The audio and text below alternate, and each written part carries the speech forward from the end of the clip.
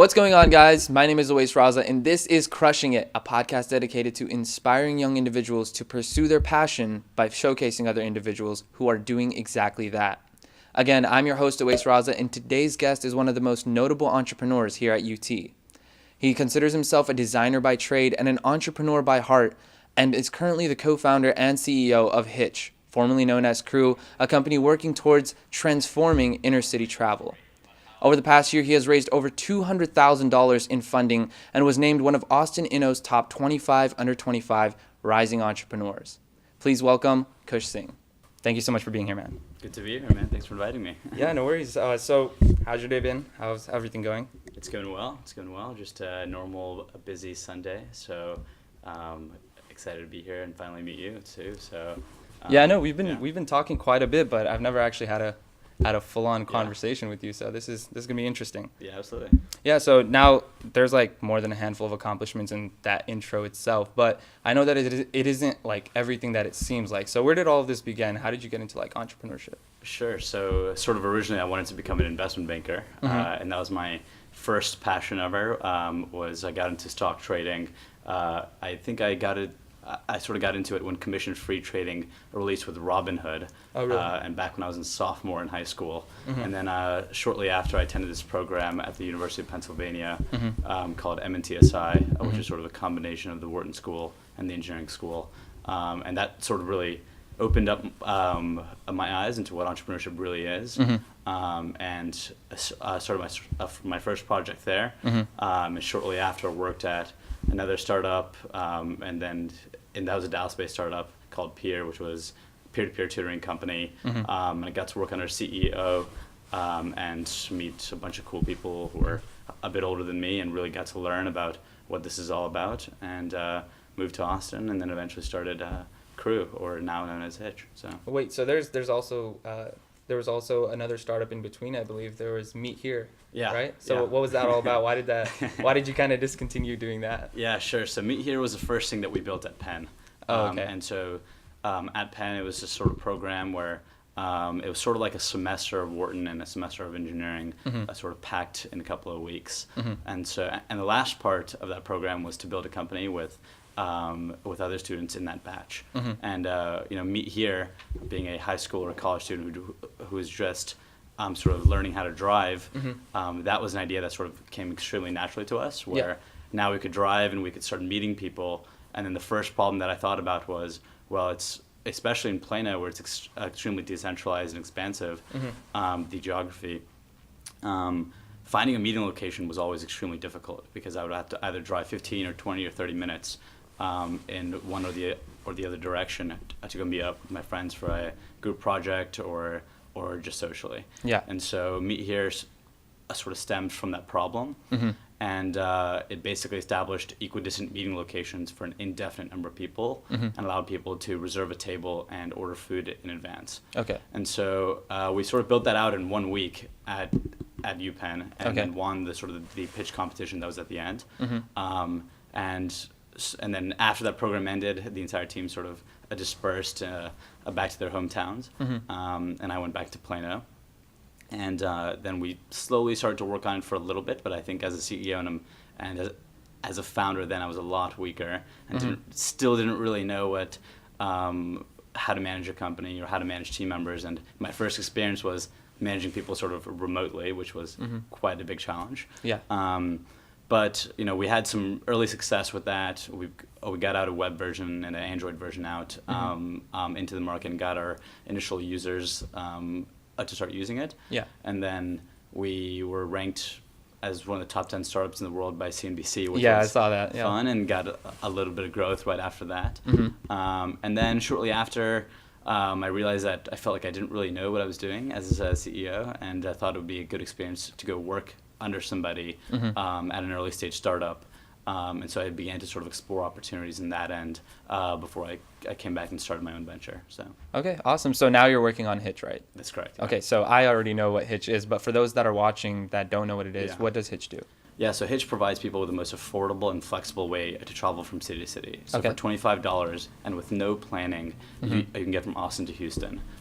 We basically are leveraging drivers that are going from one city to another anyway, and connecting them with passengers who are headed in that same direction. And so as a driver, the way it works is that I can if I'm driving to let's say Houston tomorrow, I can 20 minutes or 30 minutes before my ride, I can get in my car, start driving towards my destination city, and if we can find passengers exactly along your route, we'll match you to them. Okay. And as a rider, it's just as frictionless and easy. I can hop on the app and see a wait time of when the next ride is available. Usually 30 minutes to 30 to 45 minutes. If that wait time works, I can sort of hop on a queue and reserve my ride for just $25.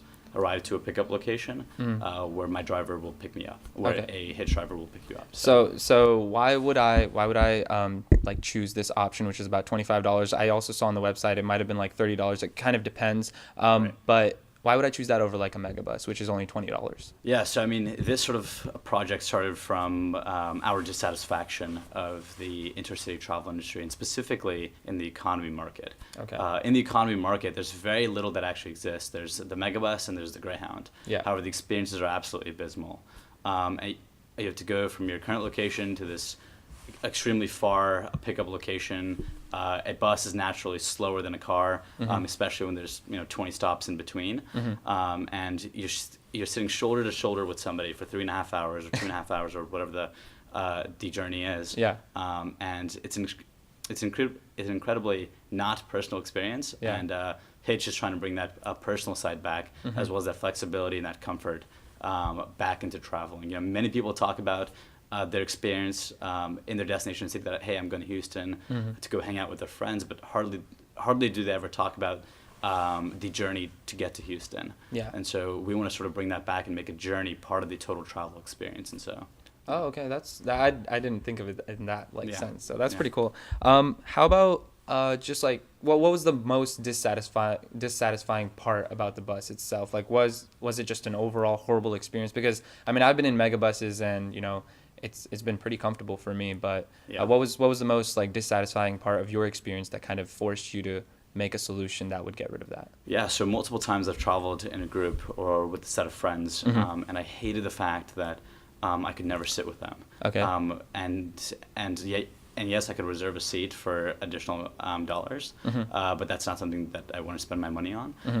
But that was the one thing that I felt like I absolutely hated, was that if I came at the departure time, it was not very likely that I could get a seat right next to my friend, or like I'd have to sort of fill in seats or in between gaps of ones that weren't already taken. Okay. And two, I thought, well, one, the bus just smells terrible, and I hated that fact. Okay. And the stations I thought were incredibly just like not only dangerous because of where they're located, but I also extremely dirty stations which I didn't want to necessarily go to. I feel.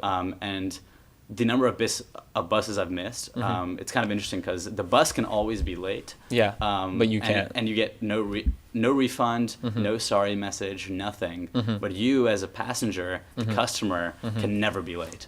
And there's been a multitude of instances where I've missed my bus because I had this false sort of, or I deluded myself into thinking that, if I arrive 2 or 3 minutes late, they'll still take me, and next thing you know, I have to schedule the next bus and pay another $20 or $40 to hop on that one. And so, okay. Yeah. So does Hitch's prices, like, how the megabus, if I'm trying to go home for the holidays or something, the prices skyrocket. So does that, do you follow like a similar business model in that sense, or? So our surge pricing isn't nearly as dramatic, and simply because we have more supply than a megabus. Okay. And so prices can range from $25 to $35, but not from $25 to like $80 or $60 or whatever the holiday prices right now are for the megabus and Greyhound. Okay, cool. So let's switch gears here a little bit and talk about your co-founder, Tanuj, right? Yeah. I've watched quite a few interviews about you guys, and it seems that your chemistry is kind of off the charts, right? Like a lot of people that I see that are trying to found a company, their first thoughts are, how do I find a co-founder? So either they pick someone from their best friend group, which ends up being disastrous, or they spend so much time trying to find a co-founder that their company doesn't ever actually get off the ground, right? Yeah. So talk about that. How did you guys meet? Like, how did you guys like actually get going? What is the chemistry like in your company right now? Yeah, so full disclosure, I've made all those mistakes in my sort of journey of starting Hitch. Okay. Even during the Krew days of not picking the right team to start with. And the initial Krew team way back when was just a group of my friends that I knew from high school. But I met Tanuj while I was working at Peer, and I was on the product and operations end, and he was on the engineering end. Okay. And a lot of the genesis of this idea was, we would often have to meet in the middle, like from Houston and from Dallas, which is sort of Austin. And naturally, we took the Megabus and the Greyhound to actually get there. Okay. And then both of us were extremely dissatisfied, and I had already sort of started working on this project and getting some of the kinks together. And then extremely randomly, we both roomed 2 doors down at Chester East our freshman year, our first semester, and Tanuj wasn't working on a project at that time, but we had both sort of left that startup here that we were working at, and I needed a technical co-founder at the time, and I knocked on Tanuj's door and asked him, hey, do you want to help me out with this project? Just like that. Just like that. And it was a series of conversations about the vision for Hitch and why I'm incredibly passionate about it. And he had this idea too a long time ago. And when people have an idea that's very similar to yours before, it's a lot easier to get them to come on board. But what's interesting about Tanuj is that we're so opposite in our skill sets, and we complement each other so well that it's absolutely incredible. I think that diversity of opinion that we have even in the early days has been absolutely instrumental. I love the big picture, sort of the design end and operations side, and Tanuj is extremely technical, but also a great designer and great at product. And so, like debating product ideas with him is incredible because it's two completely different perspectives. So. Okay, so I'm guessing that you guys were pretty good friends then before you actually proposed that project to him, right? So there's a saying that goes around, right? Like you don't want to do business with your friends because that can often end up, in a disaster. The friendship gets ruined, something like that.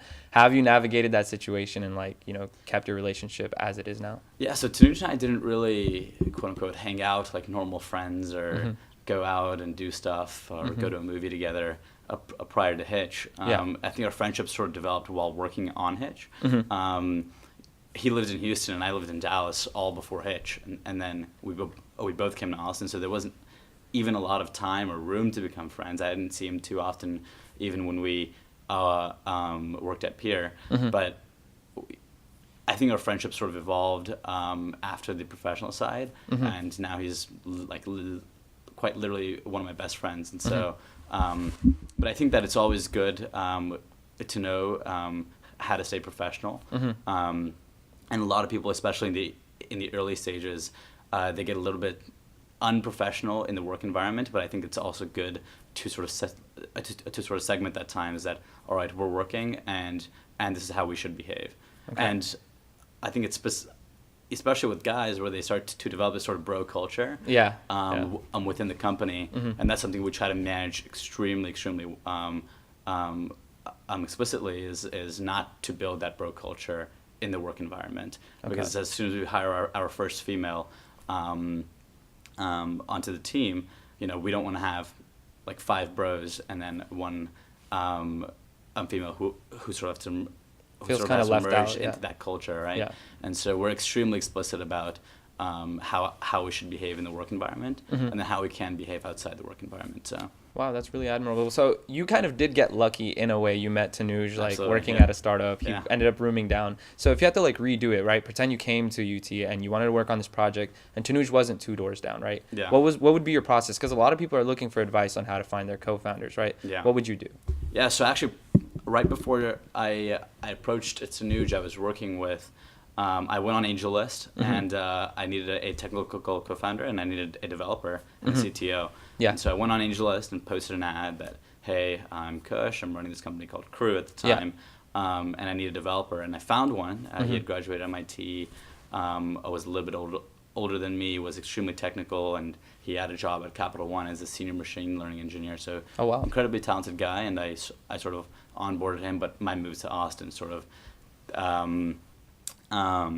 separated us, and things eventually didn't work out. But I always say that find a way or make way. And I think I probably stole that from Elon Musk from some interview, I think. But I do strongly believe in that, is that look extremely deeply for a technical co-founder, whether it's through some organization or some club at UT Austin or at the university. But a college isn't always the best place or the best time to start a company. Yeah. A lot of times, a great way to do it is, and many people and many entrepreneurs will disagree with this, is go through the college path, go find a job. But a lot of times, what happens is you graduate college, and then you go find a job at some technology company or whatever it is. And you meet a lot of great people there, and a lot of potential co-founders there too, because you meet in a professional environment first, and then you can make it a very personal relationship. And so that is a good way to do it. However, if you're extremely passionate and ambitious about an idea, find a way or make way. Go join some clubs. At UT Austin, there's a lot of great ones. There's Texas Convergent. I could name a handful of one. And find a way to get plugged in to whatever ecosystem, whether it's in Austin or San Francisco or Seattle or the Midwest or wherever you are. Find a way to get plugged into the ecosystem. Don't get too plugged in, because it can be incredibly distracting as well. But be extremely decisive in what you're looking for, and go find that. So okay, awesome. Yeah. So again, like as an entrepreneur, right, it's not always as good as it seems, right? And there are days where it's like not always sunshine and rainbows. So for you, what does it look like? Like, what does a good day versus like a bad day look like for you at Hitch? So I think every day is a good day because I'm working on Hitch, but the problems are fun problems. However, every day is also a bad day because nothing is going the way I also want it to go.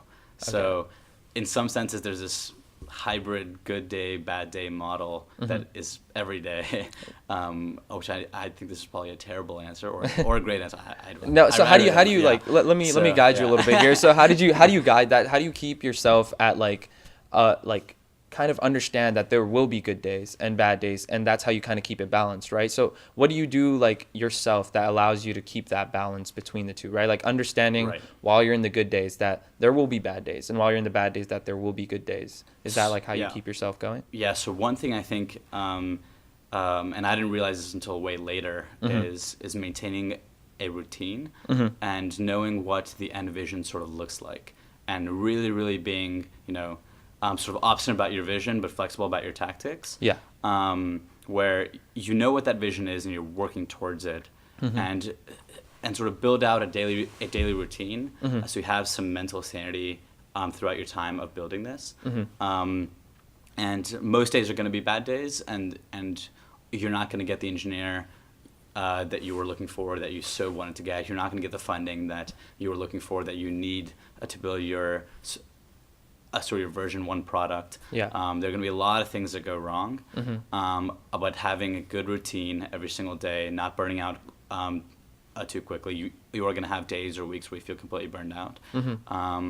But I think a lot of that sort of consistency in my own personal life often leads to a better sort of mental focus, which helps me get through the bad days. But that's sort of how I tackle the bad days and get through them. But to answer your question, I think I have a very, very clear vision of what Hitch should be in the future, and how I should grow with it. And I think that every day is sort of like is incredibly motivating. That I'm 1 inch closer. I'm to that goal, whether it's a bad day or a good day. So. Okay, so and I mean, you mentioned having a routine that kind of keeps you mentally like stable in terms of when you're having the bad days versus the good days, right? We'll talk about the routine. What do you kind of do to keep that mental stability? Sure. So before I used to I used to go to bed around almost 2 or 3 and wake up at 6 or 7 and continue working. And there was a month, I think it was like May or so, right after the Longhorn Startup Demo Day, where I was like incredibly burned out, where I was like incredibly tired. There was a school focus, there was the Hitch focus, and it was incredibly tiring. And I used to play basketball in high school, and I completely stopped doing that in college. So one of the first things that I brought back was playing basketball because I used to play competitively, and that's an incredibly good way to sort of release some tension. I think Ario was on the show earlier, but I played with him and Mehul back in Plano a multitude of times. Okay, awesome. So I've kicked his butt a couple of times. So, and they both beat me plenty of times too. So, but my daily routine is usually I can wake up around 6, and I go do yoga at Black Swan. So that's one of the new things over the past couple of months that I've picked up. I usually come back and have breakfast, which is a coffee and some oatmeal, and then I usually will fire up some emails and send along some emails that I have, and I try to take care of that in the morning, if not in the middle of my day after lunch, because I feel really like sort of groggy after my lunch, and so I'll either do that in the morning or midday, and then at 9 o'clock or 8 o'clock, I'll head to Capital Factory and stay there for the rest of the day, and come back home and read, and then probably go to sleep. So, okay, cool. Yeah. So I should probably take your advice and take up basketball, because I think I'm in the same shoes as you. You come to college and you get caught up in like just the day-to-day life. It's just so fast-paced. So yeah, maybe I should take your advice. As far as like, again, entrepreneurship, it does not seem like how it looks on like in the spotlights, the articles, everybody's saying like, oh, you got this funding, etc. Right? Like it's nothing like that, right? There are always obstacles, there's failures, there are just a bunch of sacrifices that you have to make. So I want you to talk about a little bit about one of your biggest failures, how you overcame that, and how you kind of took that failure, learned from it, and got to where you are now. Yeah, so I don't think that many people who have followed my story or followed the Krew or Hitch story know how long it's really been around. Okay. And I think one of the biggest obstacles that I've had during my time was in the initial days of sort of building this out. We sort of need a level of funding to get to sort of get started and build that critical mass of users, and we need to sort of subsidized rides to build a marketplace. But having no like sort of significant background, not even having a college degree or having sold to companies in the past, it was incredibly hard to get this thing started when we had no funding. And so, like one of the hardest things was we would get a ride request and not have, and demand was not really the most difficult end of this business. It was primarily sort of the supply end. That's always been a struggle, and that we're always trying to figure out new ways to sort of get that supply side. So you never had like the chicken and egg problem? So no, the chicken and egg problem definitely exists, because supply and demand like sort of aren't liquid from day one, and demand is significantly higher than supply. And so oftentimes we were like, well, okay, if demand is incredibly high and there's no supply, well, they're going to try to request rides, not get those rides serviced because there's no supply, and that ratio isn't right, and so demand will fall back down, and then we have to sort of rebuild supply, but now it's significantly harder to grow demand again. Okay. I guess that's the part we were missing. It sort of goes back and forth. Okay. And so our whole problem was, well, how do we sort of create a method where there's infinite amount of supply, and so that, which I could get into the nitty-gritty details of how we're doing that, but suffice it to say, it requires a bit of funding, and requires you to sort of hire these custom drivers and subsidized rides in the beginning. I think you have to like incentivize drivers in the beginning, right? Like how Favor and some of these other companies that have that same problem have done. Yeah, exactly. Okay. And so that does require a bit of funding, and so it was extremely hard to get. So I ended up sort of doing 10,000 miles worth of trips with Tanuja, where we'd go sort of rent a car and drive, and we weren't even old enough to go rent a car, so I'd have to get my friend who is older than 25 or whatever the age limit is, or who's old enough to go rent us a car and for us to go do trips, and those were incredibly tough, because it was a 6-hour ride, and then 2 or 3 of those a day.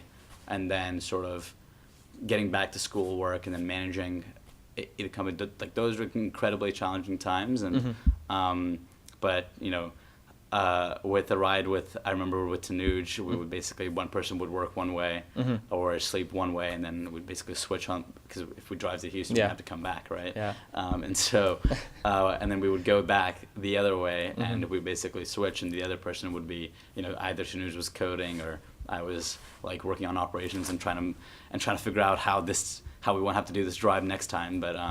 Wow, that's almost sounds like the most, like, very similar story to how like Favor got off the ground as well. Yeah. Like it seems like you're actually doing like the definition of hustle. So that kind of takes me into, again, back to like mental health, because this is something that's not talked about in the community for a while, right? Like there's depression, anxiety. The suicide rate is almost at an all-time high in the entrepreneurship community, right? Like there has been the most suicides in the past 5 years. So I wanted to hear like your take on this, because everyone can look at what you're doing and like see all the awesome stuff you're doing, and we can all congratulate you for it. But at the end of the day, you go back home and there are certain things that you have to deal with. So right. What are your kind of thoughts? Like, what's the gist of what you think about all these issues? Yeah, no, and I'm particularly close to this problem, as I have extremely close friends and family who are going through this problem at the moment. And so I've definitely seen it firsthand, and extremely close friends sort of go through this. And it's, what happens when you sort of start doing this is, it starts off as a side project maybe, and then you sort of get deeper and deeper into it. And as you get deeper into it, your emotional attachment to whatever you're working on, your pride,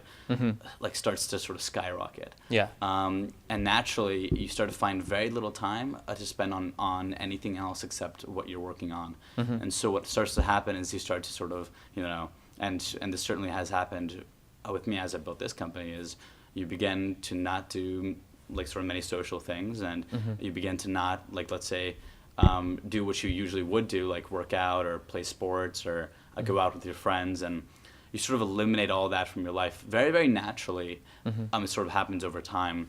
And so there are incredible, like there are lots of times where it's incredibly lonely, and you're sitting there and you're just like, well, okay, I want to go hang out today with somebody, and you haven't hung out with anybody in 6 months, so that friend group doesn't really exist anymore. Yeah. And we've all gone. I think most entrepreneurs will go through this at some point. Okay, so as an entrepreneur, right, like not everything is as it seems, right? Like not everything is always going good. There are always obstacles, sacrifices, and most of the times there are failures that you have to go through that most people don't even see. They just see the spotlight that you've been in for so long, right? Yeah. So talk about like a failure that you've gone through personally that you learned from, and now like you are where you are. Yeah. So I think one of my earliest obstacles was, personally, it was that I have a huge stuttering problem. Yeah. That I've had for 18 and still today. And I remember the times in elementary and middle school and early high school where it was incredibly hard for me to articulate what I wanted to say. Yeah. And when you're building a company, you're always articulating and always selling. And what we always say is know your ABCs, which is always be closing. Yeah. And so, which is hard to do if you have a stutter, and you can't just go out and be like, I have a stutter, so please excuse me for not being as articulate as a person next to me. Yeah. And so that was a very early challenge that I had to sort of overcome, especially with public pitching and talking to an investor, or constantly being intimidated because whoever you're pitching to is probably incredibly accomplished, and so it's extremely sort of intimidating. So. The stutter was something that I was incredibly sort of self-conscious about, and it was an early obstacle, and I've gotten sort of better and better with it. And then also with Hitch, I think that getting a solid team, I sort of messed up on the team question quite a bit in the very, very early days, and now we have an incredible team, which I'm constantly learning from and constantly always being challenged by. But also it was acquiring funding to get our initial sort of model started. And in this sort of market, you have to sort of subsidize rides in the beginning, and by definition, in order to subsidize something, you have to sort of pay for it, and cover the cost. And so that's what we had to do. So getting funding was incredibly challenging. And so what we'd end up doing Tanuj and I was doing thousands of miles worth of trips, and I mean hundreds of hours of going from Austin to Houston and back to sort of fulfill the ride requests that we were getting, because we hadn't like sort of built out that supply side yet and couldn't subsidize rides. So. Oh, Yeah. wow. So talk about that process. What did you guys do? I think you were talking about it a little earlier off camera. Yeah. What was that process like? You and Tanuj just driving back and forth from Houston. Yeah, sure. So basically, we would rent a car because neither of us had a car last year in Austin. But we weren't even old enough to rent a car, so we would go to one of our friends who was old enough to sort of rent a car, to rent a car, and we would get a car, and that was after we got a ride request, scramble, go get that car. On the way there, one person would drive and the other person would work, or pretend to be a passenger while the other passengers were in the car. And that's when people also realized it's an incredibly small company, because the two founders, the CEO and the CTO, were doing the ride, and so they're like, wow, this is a lot smaller than I thought it was. And I was like, well, yeah, but it was an incredible learning experience as well. And then, by nature, if you have to drive there, you also have to drive back. And so that was quite rough in the early days, because there was school, there was working on the operations side, and actually doing the quote unquote business work associated with Hitch, and for Tanuj the technical work, and then also just doing the drives ourselves. And so and then always sort of switch on our way back, and sort of like Tanuj would drive, and I would be sitting and working or sleeping or whatever it was, and yeah, that was lots of trips sort of happened that way. So. Wait, so then that you spoke about like the school and managing your time. So if you were doing drives, right, and you back and forth, then how did you manage to balance school and like work? Yeah, so I mean, it was incredibly tough. It basically meant that Hitch was a full-time job in the night. School was sort of during the day, and Hitch, and thankfully a lot of the ride requests that we got were over the weekends. So the weekends was not going out and having fun with friends, but doing Hitch drives or Krew drives at the time, in between cities. So I would probably say the weekends were reserved for Krew drives. The weekdays the days were for school, and the long nights were for Hitch. So okay, cool. So you just mentioned that Krew/Hitch. So I kind of spoke about this earlier when we were on our way up. What was kind of the reason behind the name change from Krew to Hitch? Yeah, so Krew sort of started with this whole notion of you're sitting in a car with a few people, and so we wanted to make the experience memorable enough so that the people who you're sitting with are like, you could call them your crew, because when you call somebody as a part of your crew, you're like, hey, what's up, man, or you're part of my crew, so you have some sort of good attachment with them, and that was the sort of the origin and the motivation behind that. But then we sort of thought about what is a better way to sort of really convey what we're doing as a service, and Hitch sort of naturally came about, and we want to bring back that lore behind hitchhiking. Okay. We sort of envy the time in which people could like hitchhike from city to city, and it was a fun communal way to travel. And now with tech and with safety, we think we can bring it back with safety, with background checks, location monitoring, driver vetting, rider vetting, and whatnot. And we background check both riders and drivers, and so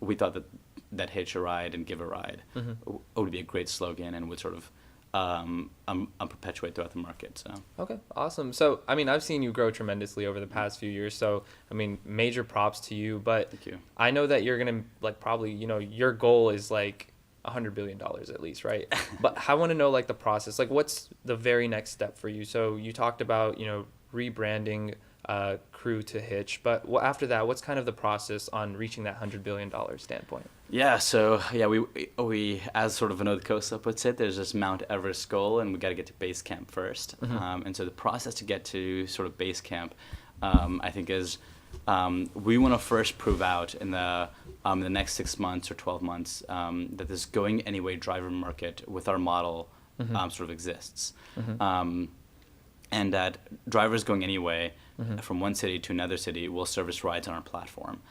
That's what we really want to prove out, and that's why we've completely rebranded or redone the model as well. Before, it was a pre-scheduled service where a rider and driver could sort of organize a ride through our service, before the actual departure date. Now it's basically almost fully on demand. The driver doesn't have to go pick up people at their doors. The driver is basically driving towards their destination city and picking up passengers exactly along the route. And so execution of this new model is what's sort of our goal in the next couple of months. And yeah, to launch this rebrand, to start building out the marketplace, and to hit liquidity in this Austin and Houston market in the next 6 to 8 months is sort of our goal right now. So okay, awesome. So where can they find you, Kush? Like where should they go if they really want to catch a ride to Houston? Sure. So download our app via the App Store or the Play Store. It's just Hitch. It's a nice purple thumb. And yeah, or go to hitch.net and to learn more about what we're working on. Okay. And you can find me on Twitter at @FoundKush. So. Okay, awesome. So thank you guys so much for watching. Again, this is Crushing It, a podcast dedicated to inspiring young individuals to pursue their passion by showcasing other individuals who are doing exactly that. Again, thank you so much for coming on, man. Great. Appreciate it. Thanks so much. All right. And cut.